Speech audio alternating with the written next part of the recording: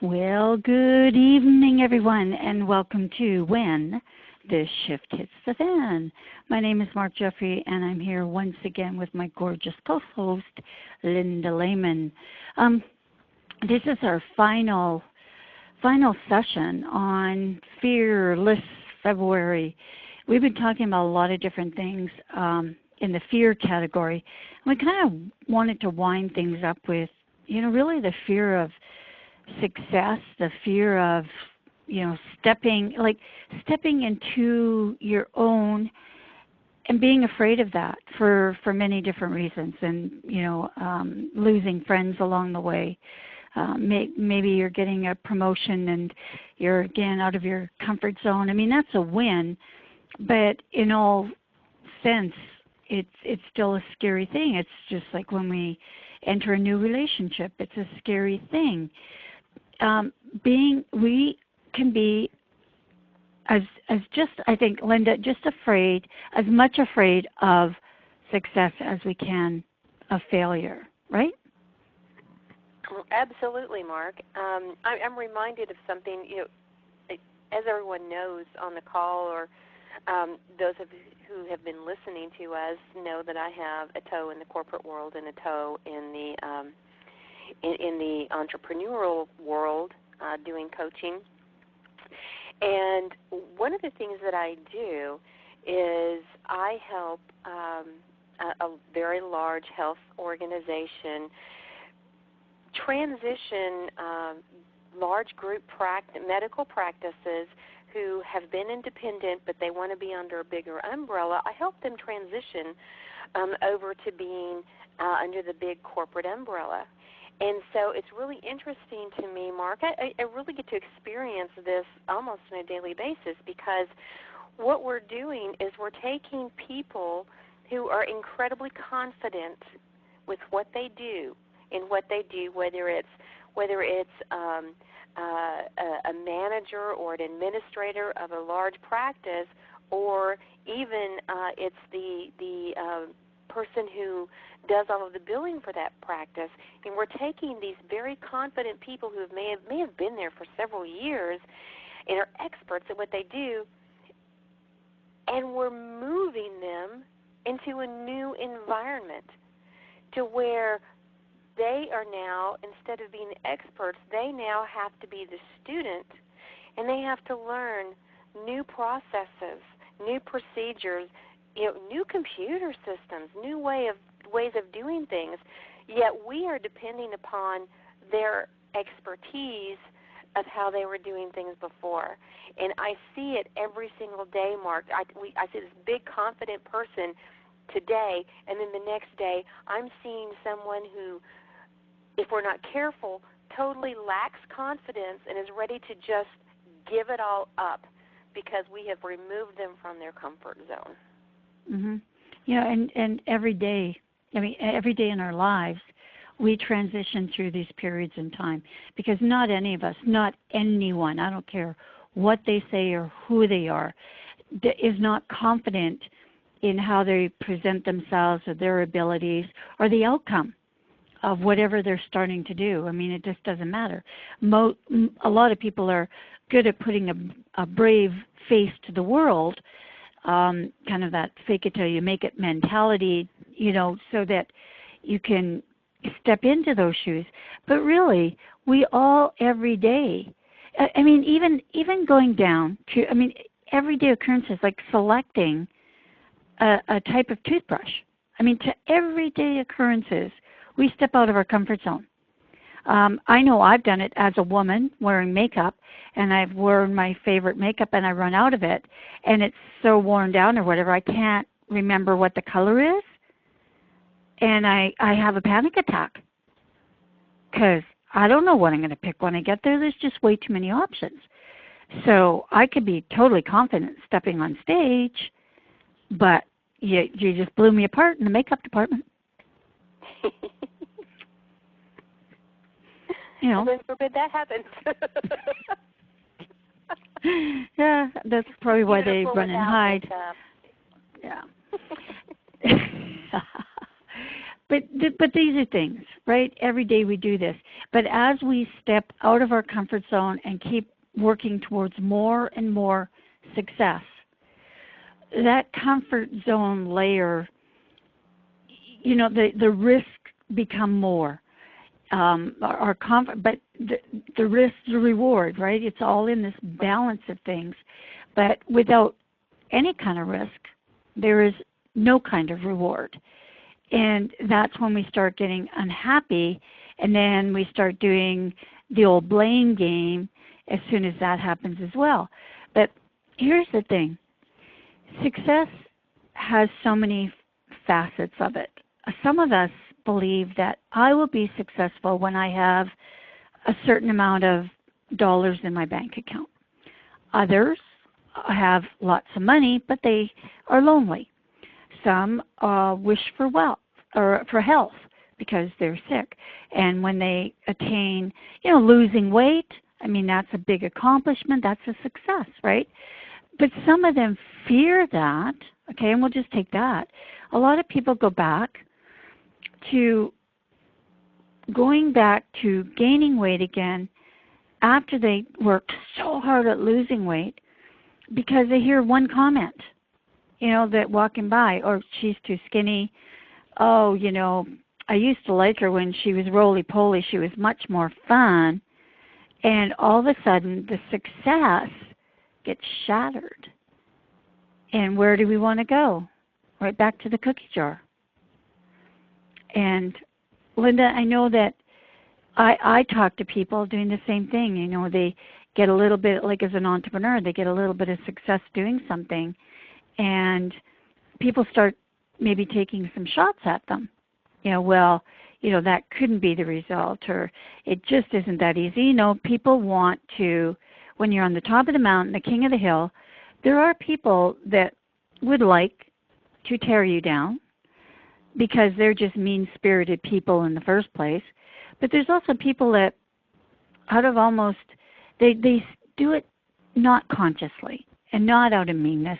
It's just a comment, a belief that they have. So, Linda, let's chat a little bit about other people's beliefs about your success and what that should mean to you. Oh, that's a huge topic, Mark. And I heard a story a long time ago. I think Mary Morrissey told it, and I may have mentioned it on another one of our shows, probably sometime last year.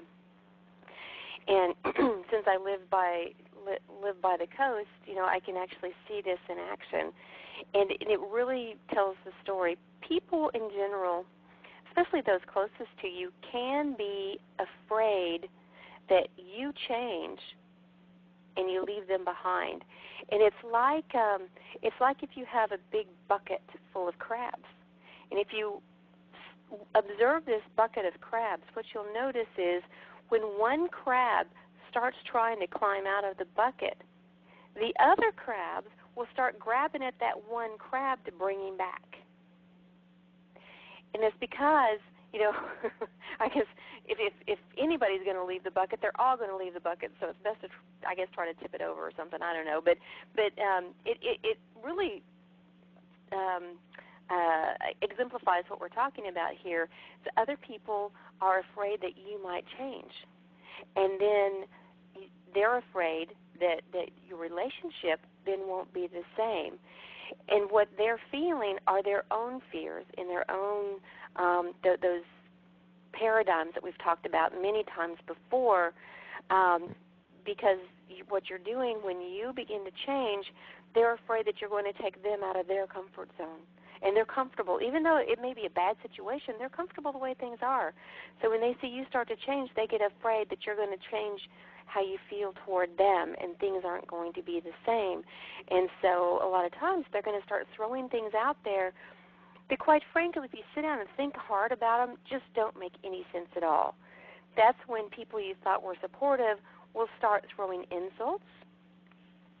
They'll start telling you that you can't do it. They'll start criticizing everything that before they ignored or they complimented you on. People tend to ridicule things that they do not understand. So when we're faced with that, especially when we're trying to make a big quantum leap for ourselves, we can allow those opinions of others to really take hold in our subconscious mind and really do some damage, because we're forgetting about ourselves. Mark, we get too tuned in on being that caregiver and trying to take care of other people's needs above our own. We may have this grandiose dream, but then all of a sudden if somebody is saying, oh, no, you can't do that because you're going to change, or they start criticizing us for that, then we start believing the untruth of what they're saying. It's almost as if, and I know you see this too, Mark, people who really want to change get on this big high. They get excited about their idea. They get excited about their vision, and they're feeling these feelings. But it seems like it's easier to throw that good stuff away and believe the negative garbage that somebody else is telling us. Why do you think that is? Yeah. Well, I think one part is because we never really squelch our fears entirely. We're always tippy-toeing on that tightrope, right? Even though we attain success, in some ways, I think we always have that stupid, and I'm going to go right out with stupid on this one, that stupid idea that the next step will be the step that will fall. We talk about not deserving it. I mean, all of this stuff comes up, and then somebody, you're kind of like, you get up in the morning one morning and you're feeling a little less confident than maybe you have in the past. And we'll talk about weight loss. Maybe you got some cravings coming up, or maybe you overindulged the night before and you're feeling a little bit guilty about it. And then somebody says something, and it's that frame of mind that you start with, that you end up them validating the fears that are growing inside of you.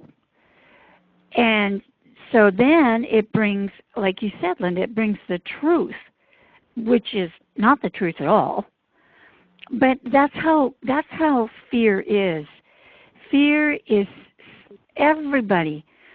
It's strange in itself, because I say that I'm pretty fearless, but I know that there's a lot of times where I may be walking into a situation. It could be even like tonight when we're on our show, and we're talking about, well, what am I going to do? And then maybe I've had a really tiring day, or I've just flown in from somewhere, and I'm just really not right on my game, and I have that kind of, geez, what if I just have nothing to say? Like, what if Linda says something and I go, nothing. Got nothing for you, babe. I do that too, right? I have to raise my hand. I've done that too. Right. It happens, but it happens. But what you do next to say, like we do, we talk about what we're going to say on the show, and then we just kind of put it away, saying, yeah, well, whatever happens, happens. Every time we end that conversation, that's pretty much the way we end it. Well, yeah, we've got a general premise about what we want to talk about, and whatever happens, happens. Wherever it goes, it goes. Whatever, and that alleviates some fears that we may have. Like, what if we said, okay, we're going to start the show, and at 5 minutes after, you're going to say exactly this. And then right after that, I will then say this. And that would put so much pressure on the two of us to perform at that level that we would probably stumble all over and never get anything across. And sometimes that's what we're talking about. Sometimes that's what we do. We stand inside that success and think it has to be something tangible that people will see, that if you get down to 105 pounds, God forbid you go to 106. If you make $4,000 a month in your business, and one month it's $200. Well, oh geez, I failed. I might as well quit. This isn't an all or nothing type of life, and that's not what success is. Success is incremental, for sure. We see the amount of listeners that come to our show every week more and more. We do more to get our show out to more people. We're making our success happen, but we don't. If we don't have a good listenership for one show, do you think for one moment we're going to sit there and say, "Oh well, let's just stop," because we've seen success, and we laughed about this the other day because our readership is going, or listenership, is going up. I guess our readership too, and. So then one of them, oh, well, it's not, it's only this many this week. And we just laughed at each other thinking, remember when we started, one person was success. But as we become more successful, we have our own aspirations and we have a level that we want to achieve. We'll all do that. But not for one moment are we going to sit there and cry about the fact, well, maybe one show didn't go over. What about Oprah Winfrey? Linda, do you think that every one of her shows that she has done in her 50 years on the air, do you think every one of them were a raging success? Not at all. No. Not at all, because there are some topics that just don't resonate, or maybe it was just bad timing, and it just wasn't something that was watched. Something else might have been going on. But, she kept her eye on her ultimate goal of serving the millions of people that she serves. So, life would be pretty boring, Mark, if we set a goal and it was a straight line to it. What's the fun? What's the journey in that? And sometimes we do get too wrapped up in that. We get too wrapped up. Like we always say, have the goal, set the goal, have the steps. But, yeah, you're right. It's a long and winding road. And you've got to be able to rock when it rocks and pace it down when it does. That's the flexibility that I think in all things, if I were to name one thing, Linda, if I were going to end this and we never did another show, the one thing that I would say that people have to have more than they do right now is flexibility. Not resilience, not dedication, not determination, but flexibility. Because I think in the flex, there's the flow, right? There's the whip. It all comes with that. Like if you have a flexible body, you're probably never going to fall and really hurt yourself. You might get a bruise or something, but you're never going to really hurt because you'll flex into the movement. And I think success is like that.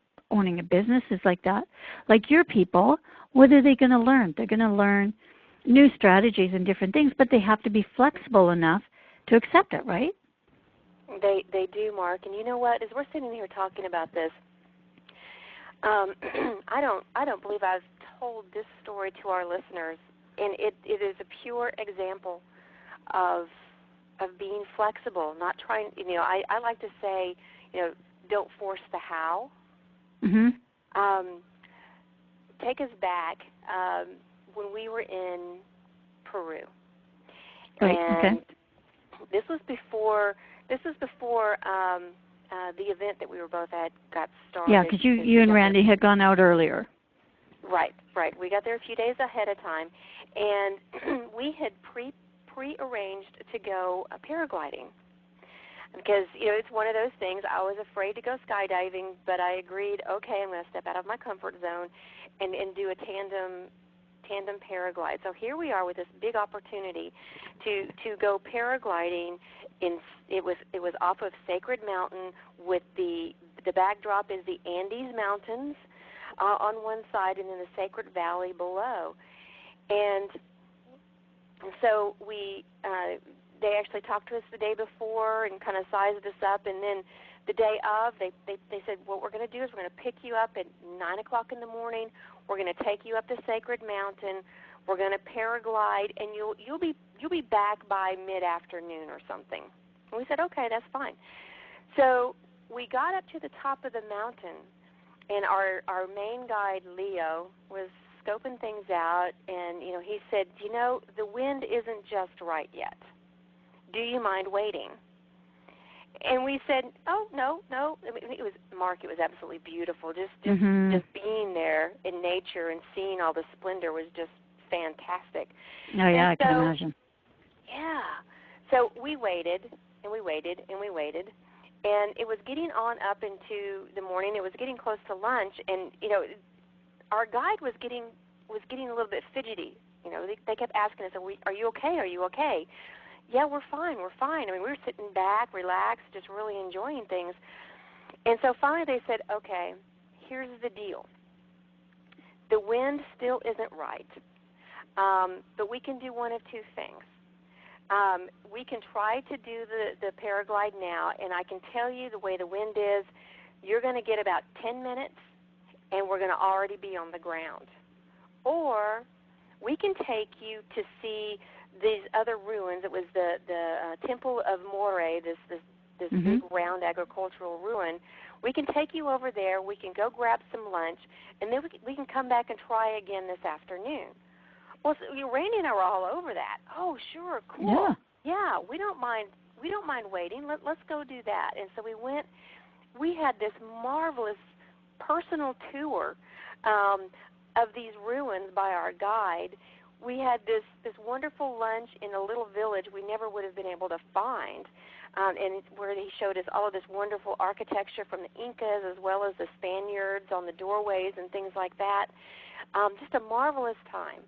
And then we went back up the mountain, and he said, we need to wait a little bit longer because now the wind is too strong. And so we said, that's okay. We're in no hurry. Let's just wait until it's just right. And Mark, because of our flexibility, we were truly rewarded. We actually got to fly with the eagles right before sunset, and we flew for almost an hour before we hit the ground. Yep, and that's the thing. Like, it probably, let's look at this, you guys. It would have been something to talk about anyways if it was the 2-minute one, right? Or end up being 10 minutes or whatever it was. It would have been a miraculous time anyways. However, because of flexibility and patience and just being, just pure flexible with what you're going to do and accepting. I think that's another thing, accepting that things change, right? Like if you watch a brook or a stream coming down a mountain, it doesn't come down and it doesn't flow really fast all the time or really slow. It meanders sometimes. It takes it splashes down in a waterfall. And that's the beauty of it. And I think if we can really, inside our hearts, say, the beauty of me is that I am so flexible that when a situation comes up, I will just look for the beauty. I will look for the best that I can have from it, and I will enjoy every second of it. Man, Linda, your life would have, wow, that's success in like a little handful that could be the most miraculous thing that you ever had in your life. Right. You recognized the moment. You stayed in that moment, and you found true beauty. I mean, define success. Well, and that's the other thing too. What is success to you may not necessarily be success to me. And I think that, you know what, it's our entrepreneurs too. And this comes in a lot. And even, we could go on for this because relationships are the same. Well, how many times have people had fights about, well, you don't treat me the same way that Sam treats his wife, And, I don't have 10,000 leads today, so that person must be more successful than I am. And here the thing is, we could flip that, and let's say this guy gets 10,000 leads but doesn't know how to close one of them. You get 2 leads, sell both of them, make $1,000 and walk away. Who then is the most successful, right? We have to look at success differently. We have to have success for ourselves. Like your relationship with Randy is going to be different than your best friend's with her husband. And comparing them two would be really heart-shattering, right, to one or the other. Because that would be what? Totally diminishing the success of one or the other. And I think we do that far too often in so many ways. It's one thing to get somebody's opinion on something, you know, like what toothbrush do you use because your teeth are so pearly white, to, you know, telling everybody, well, there's no other toothbrush but this toothbrush because this is a pearly white toothbrush. You know, there's a whole different thing going on there. Exactly. And, you know, when we're requesting opinions of others, it's just to get, and I think it's we need to look at what we're asking as well, Mark. When I'm asking someone's opinion, I'm gathering information because maybe I want some additional knowledge so that I can make my decision. And those words were very specifically chosen. I can make my decision. Mm-hmm. I may ask your opinion to add additional information so that I can use that information to make my decision.